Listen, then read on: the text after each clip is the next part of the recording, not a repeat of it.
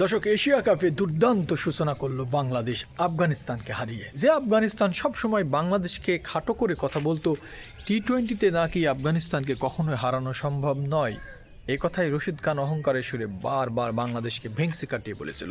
কঠোর জবাব দিয়েছে বাংলাদেশ ক্রিকেট দল। গতকালকে কিন্তু তাদের 8 রানে হারিয়েছে। টানটান উত্তেজনা ছিল আফগানিস্তানের সাথে এই ম্যাচ জুড়ে, কিন্তু বাংলাদেশের জেতার সম্ভাবনাটাই প্রথম থেকে, যখন বোলিংটা খুব চেপে ধরেছিল। মাঝখানে কয়েকটি সময় কিছুটা রদবদল ঘটলেও শেষমেশ বাংলাদেশেরই জয় হয়েছে। 8 রানে বাংলাদেশ জিতেছে, সেই সাথে সাথে সুপার 4-এ টিকে থাকার সম্ভাবনা বেড়েছে। এখন আগামী দিনে শ্রীলঙ্কার কয়েকটি ম্যাচ আছে, ওই একটি ম্যাচের উপরে নির্ভর করবে সমীকরণ হিসাবে। তবে বাংলাদেশের সম্ভাবনা অনেকটাই, দেখা যাক কী হয়। বাংলাদেশ যখন 2টো ম্যাচ জিতে আছে 3টা ম্যাচের মধ্যে, সম্ভাবনা তো অবশ্যই প্রবল।